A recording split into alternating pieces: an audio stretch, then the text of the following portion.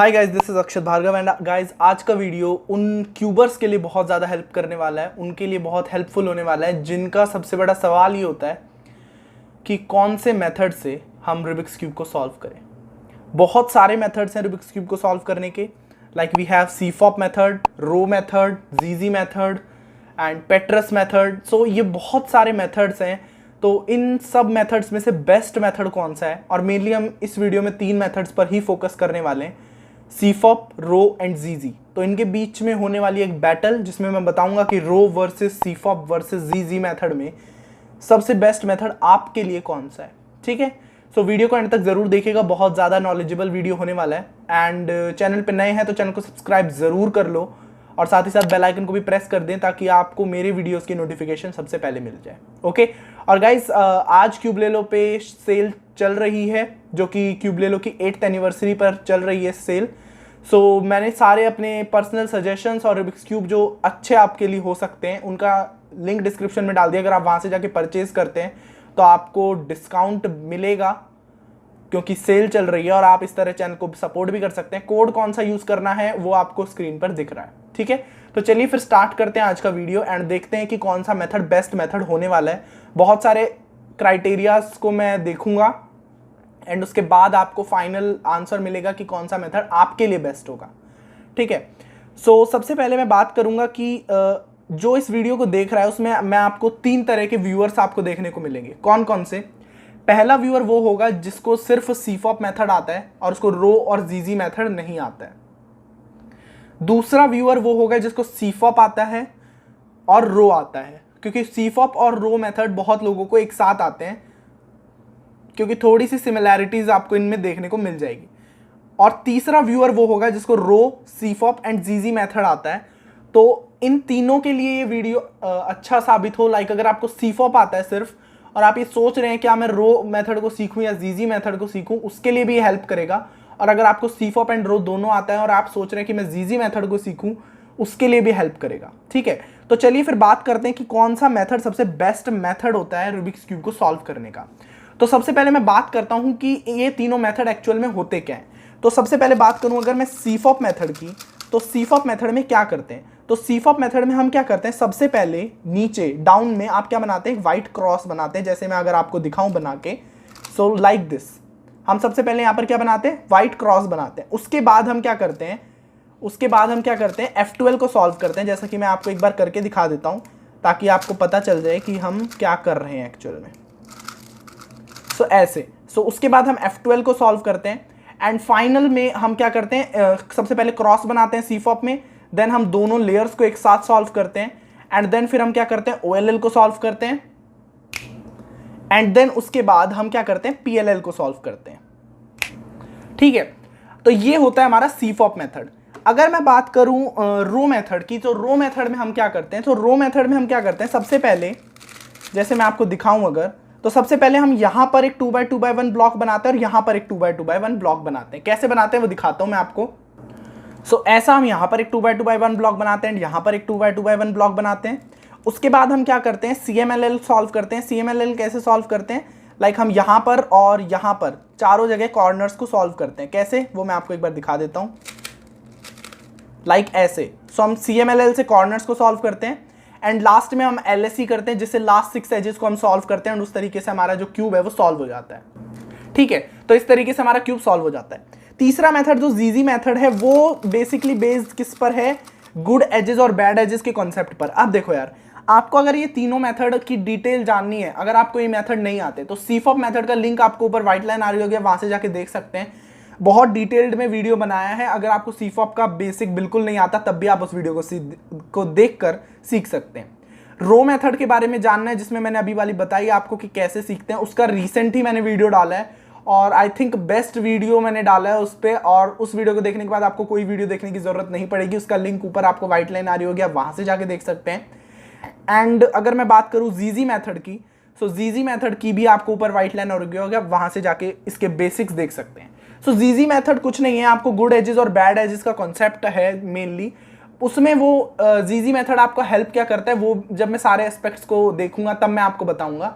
But जीजी method में क्या एडवांटेज आपको क्या मिलती है, लाइक जब आप लास्ट लेयर पे आते हैं और हम क्या बनाते थे, सीफॉप में क्रॉस बनाते थे, तो जीजी मेथड में आपको क्रॉस बनाने की जरूरत नहीं होती है, क्योंकि आपके जो एजेस हैं वो ऑलरेडी गुड एज में कन्वर्ट हो जाते हैं, तो आपके एजेस ऑलरेडी ओरिएंट रहती हैं, जिसकी वजह से आपका शायद क्रॉस बनाने में टाइम बच सकता है, येलो वाले की बात, और व्हाइट वाले में भी बच सकता है, क्योंकि व्हाइट क्रॉस में भी गुड एजेस और बैड एजेस का ही कॉन्सेप्ट होता है।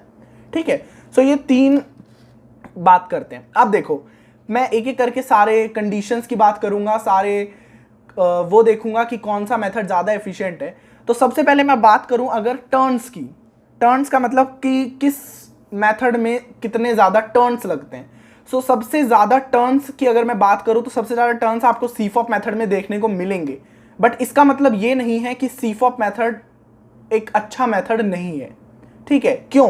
क्योंकि सीफॉप मेथड में अराउंड आपको 45 to 50 टर्न्स देखने को मिल जाते हैं, या फिर 50 to 55 टर्न्स देखने को मिलते हैं, बट रो और जीजी मेथड में इसके कंपैरिजन में थोड़े कम टर्न्स मिलते हैं, जिसकी वजह से ये दोनों जो हैं वो टर्न्स के मामले में सीफॉप मेथड से जीत जाते हैं। बट अगर मैं एफिशिएंसी की बात करूं और उसकी बात करूं कि किसके टर्न्स ज़्यादा अच्छे होते हैं, अब देखो, अगर मैं आपको रो मेथड आता होगा तो आपको पता है कि लास्ट 6 एजेस जब हम सॉल्व करते हैं, और मेनली अगर मैं बात करूं, हाँ, लास्ट 6 एजेस ही जब हम सॉल्व करते हैं, उनको गुड एज और बैड एज में कन्वर्ट करते हैं, और फिर बाद में जब हम उन्हें 6 की 6 एजेस को सॉल्व करते हैं, तो रो मेथड में सबसे ज़्यादा जो मूव्स यूज होते हैं ना, वो एम मूव्स यूज होते हैं।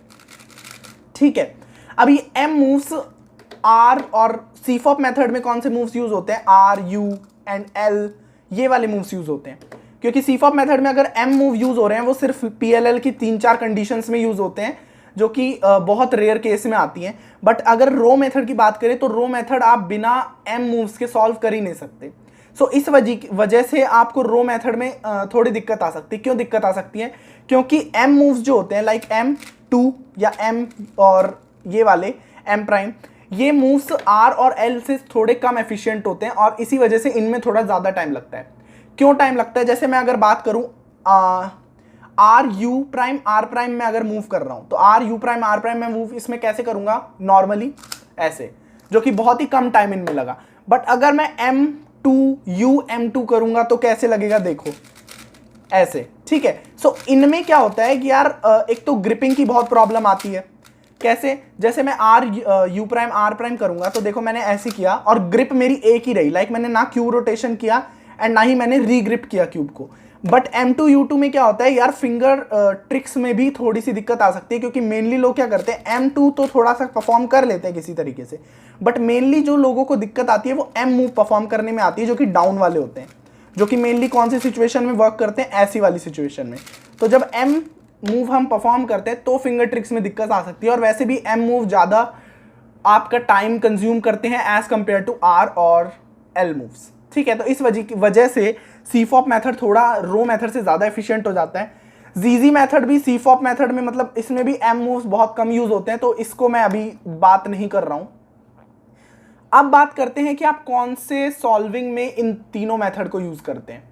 सो अगर मैं बात करूँ टू हैंडेड सॉल्विंग में, लाइक आप नॉर्मल क्यूब को सॉल्व कर रहे हैं, तो आप, मैं जीजी मेथड को रिकमेंड बिल्कुल नहीं करूंगा कि आप जीजी मेथड को सॉल्व करें, और सीफॉप और रो को मैं रिकमेंड करूंगा। बट वन हैंडेड सॉल्विंग में आपको ये दोनों मेथड्स यानी रो और जीजी मेथड, खासकर जीजी मेथड बहुत ज़्यादा हेल्प करने वाला है। क्यों हेल्प करने वाला है? क्योंकि जीजी मेथड में रोटेशंस बहुत कम होते हैं। सो वन हैंडेड में अगर आप रोटेशन करते हैं क्यूब में तो थोड़ी सी ज़्यादा टाइमिंग लग सकती है, जिसकी वजह से आपकी क्यूबिंग जो टाइम है वो ख़राब हो सकता है। बट अगर मैं बात करूँ सीफॉप मेथड में, तो सीफॉप मेथड में रोटेशंस जो हैं वो रो मेथड और जीजी मेथड के कंपैरिजन में ज़्यादा होते हैं। किस वजह से ज़्यादा होते हैं वो आपको पता है कि इसमें F12 पेयर्स को अरेंज करना होता है। तो F12 पेयर्स को अरेंज करने के लिए इसमें थोड़े से रोटेशंस ज़्यादा होते हैं, जिसकी वजह से शायद आपका जो टाइम है, अगर आप वन हैंडेड सॉल्व कर रहे हैं तो आपका इसमें थोड़ा सा टाइम ज़्यादा लग सकता है। बस यही प्रॉब्लम है सीफॉप के साथ कि F12 के पेयर्स के साथ आपको रोटेशन ज़्यादा मिलेंगी। ठीक है, अब अगर मैं बात करूं कि जीजी मेथड में और सीफॉप मेथड में वन हैंडेड में कौन सा सॉल्व करना है, या फिर रो मेथड और जीजी मेथड में वन हैंडेड में कौन सा यूज़ करना है, तो आप रो मेथड को भी यूज़ कर सकते हैं, जीजी मेथड को भी यूज़ कर सकते हैं। बट मेन प्रॉब्लम रो के साथ क्या आती है, एम मूव परफॉर्म करने में। तो वन हैंडेड में एम मूव परफॉर्म करने के बहुत सारे तरीके होते हैं, लाइक आप टेबल को यूज़ करके भी एम मूव परफॉर्म कर सकते हैं, जो कि थोड़ा सा लेस एफिशिएंट होगा। और आप स्पीड सॉल्वर्स को देखेंगे, जब भी आप वो एम मूव परफॉर्म कर रहे हैं तो वो टेबल का सपोर्ट लेकर एम मूव परफॉर्म करते हैं। बट मैंने बहुत ट्राई किया, बट मेरे से तो ऐसे एम मूव परफॉर्म होता नहीं है। बट मेनली वो क्या करते हैं, टेबल के सपोर्ट से ही एम मूव परफॉर्म करते हैं, जिसकी वजह से उनका टाइम एम मूव्स में वन हैंडेड में थोड़ा ज़्यादा हो जाता है। तो इसीलिए वन हैंडेड में आप जीजी मेथड यूज़ कर सकते हैं, रो मेथड यूज़ कर सकते हैं, and most of the cubers यार यही मेथड यूज़ करते हैं वन हैंडेड में। बट सीफॉप सॉल्वर्स भी बहुत ज़्यादा है वन हैंडेड में, जो कि अच्छा टाइमिंग भी मिलती है। So it only depends upon your practice कि आप कितना ज़्यादा किस मेथड में प्रैक्टिस करते हैं, ठीक है। अब अगर मैं बात करूँ कि सीफॉप और रो मेथड में ज़्यादा एफिशिएंट कौन है, सीफॉप और रो मेथड में, सो यार बहुत सारे क्यूबर्स जो हैं, अगर मैं अब नॉर्मल क्यूबिंग की बात कर रहा हूँ लाइक टू हैंडेड सॉल्विंग की, तो बहुत सारे ऐसे क्यूबर्स भी हैं जो कि दोनों मतलब मेथड्स को यूज़ करते हैं। लाइक सीफॉप मेथड को भी यूज़ कर सकते हैं, रो मेथड को भी यूज़ कर सकते हैं। बहुत सारे स्पीड सॉल्वर्स हैं जिन्होंने वर्ल्ड रिकॉर्ड बनाया है लाइक सीफॉप मेथड से भी, एंड बहुत सारे क्यूबर्स को अच्छा टाइम मिला है रो मेथड से भी। तो ये दोनों मेथड्स पर तो डिपेंड करता है कि आपकी प्रैक्टिस आप कितनी करते हैं एंड आपकी एफिशिएंसी कितनी है। अब देखो सीफॉप मेथड में तो क्या होता है, हम क्रॉस बनाते हैं तो उसमें हमारी मिडल लेयर स्टक होती है क्योंकि हमने क्रॉस बनाया हुआ होता है। बट रो मेथड में क्या फ़ायदा होता है, रो मेथड में आपकी मिडल लेयर जब होती है, जब आप यहाँ पर 2x2x1 ब्लॉक बनाते 2x2x1 3 ब्लॉक बनाते हैं, तो यहाँ पर आपका क्या होता है, मिडल वाली लेयर फ्री होती है, जिसकी वजह से आपकी एफिशिएंसी थोड़ी बढ़ जाती है फर्स्ट स्टेप में, ठीक है। और लास्ट 6 एजेस में भी रो मेथड सीफॉप के कंपैरिजन में बहुत ज़्यादा फास्ट है। तो प्रैक्टिस पर डिपेंड करता है कि आपके दोनों मेथड्स में से कौन सी ज़्यादा अच्छी है, ठीक है। अब देखो, अब मैं बात करूं, अगर सीफॉप में मैंने एक कौन बताया था कि आप इसमें क्यूब रोटेशंस बहुत ज़्यादा होती हैं, बट लुक अहेड में क्या होता है, अगर आपको लुक अहेड अच्छे से आता है सीफॉप मेथड का, तो क्यूब रोटेशंस आपको इतनी ज़्यादा मैटर नहीं करती हैं। लाइक आपकी टाइमिंग इतनी ज़्यादा मैटर नहीं करती है। कैसे, जैसे मैं आपको बात करूं, एक बार मैं क्रॉस बना के आपको बताऊं, फिर उसके बाद मैं देखता हूं। लाइक देखो, अब आपको लुक अहेड यूज़ करना है, तो मेरे को देखा मेरा पहला पेयर यहाँ पर है एंड मैंने यहाँ पे बैक में इंसर्ट किया और मैंने यहाँ पर अपना दूसरा पेयर देख लिया, तो साथ के साथ ही मैंने यहाँ पर कर लिया। तीसरा पेयर देखा, वो भी मैंने साथ के साथ कर लिया, एंड फोर्थ पेयर भी कर लिया, ठीक है। सो इसमें क्यूब रोटेशंस हुई, बहुत कम क्यूब रोटेशंस हुई। किस पे डिपेंड करता है कि आपका लुक अहेड कितना अच्छा है, आपकी एडवांस F12 की ट्रिक्स कितनी ज़्यादा एफिशिएंट है, उस पर डिपेंड करता है कि आप सीफॉप मेथड को कितना ज़्यादा सॉल्व कर सकते हैं, ठीक है। और भी बहुत सारे एस्पेक्ट्स हैं, लाइक अगर मैं बात करूं सीफॉप मेथड में लाइक एम मूव्स यूज़ नहीं होते। तो ये जो आपकी चीज़ है कि एम मूव्स सीफॉप मेथड में यूज़ नहीं होते, रो मेथड में यूज़ होते हैं, तो ये बिगर क्यूब्स में आपको रो मेथड इतना ज़्यादा एफिशिएंट नहीं लगेगा। लाइक अगर मैं 5x5 की बात करूँ, तो 5x5 अगर आपका एक अच्छा क्यूब है, मैग्नेटिक क्यूब है, तो आपको एम मूव परफॉर्म करने में कोई दिक्कत नहीं होगी, जैसे कि मैं आपको दिखाऊं। बट अगर आपके और बड़े क्यूब्स आप सॉल्व करते हैं लाइक 6x6 7x7, उसमें अगर आप एम मूव परफॉर्म करेंगे तो सबसे बड़ी दिक्कत क्या होती है कि आप पहले m2 तो बहुत इजीली कर लेते हैं, like m2 u prime m2 ऐसे ये वाले मूव्स तो आप बहुत इजीली कर लेते हैं। बट सबसे बड़ी दिक्कत कहाँ आती है, रो मेथड की एल्गोरिदम्स जो होती हैं उनमें थोड़ी प्रॉब्लम आ सकती है, ठीक है। तो एम मूव्स में यही प्रॉब्लम आ सकती है कि अगर आप रो मेथड से बड़े क्यूब्स को सॉल्व करने की कोशिश करेंगे, क्योंकि बड़े क्यूब में रिडक्शन मेथड से हमें लास्ट में 3x3 की कंडीशन ही इंप्रूव करनी, मतलब बनानी होती है। तो अगर आप बड़े क्यूब्स पर रो मेथड का इस्तेमाल करेंगे तो शायद आपके लिए इतना ज़्यादा यूजफुल नहीं हो पाएगा ये, ठीक है। तो बस इतना ही था वीडियो। बट अगर मैं आपको बताऊं, अगर फाइनल वर्डिक्ट दूं कि कौन सा मेथड सबसे बेस्ट मेथड है, तो जीजी मेथड को मैं अगर मैं अपने व्यूज़ बताऊं तो जीजी मेथड को मैं इतना ज़्यादा अच्छा नहीं मानूंगा। रो मेथड और सीफॉप मेथड दोनों ही बहुत ज़्यादा अच्छे मेथड हैं, बट मैं अपने अगर व्यूज़ दूं तो मेरे को सीफॉप मेथड ज़्यादा पसंद है as compare to row method, क्योंकि रो मेथड में भले ही आपकी रोटेशंस थोड़ी सी कम हो सीफॉप मेथड से, टर्न्स थोड़े से कम हो, बट अगर आपको सीफॉप मेथड पे बहुत ज़्यादा प्रैक्टिस है एंड आप बहुत ज़्यादा एफिशिएंट है लुक अहेड F12 पे, तो आपकी टाइमिंग रो मेथड से ज़्यादा सीफॉप मेथड पे अच्छी आएगी। ओके, सो आई होप आपको वीडियो पसंद आया होगा एंड नॉलेजेबल लगा होगा। वीडियो पसंद आया लाइक करें, शेयर करें, चैनल पे नए हैं तो चैनल को सब्सक्राइब करके बेल आइकन को प्रेस कर दीजिए ताकि मेरे वीडियोस तक आप सबसे पहले पहुंच जाएं। Okay friends, thank you for watching.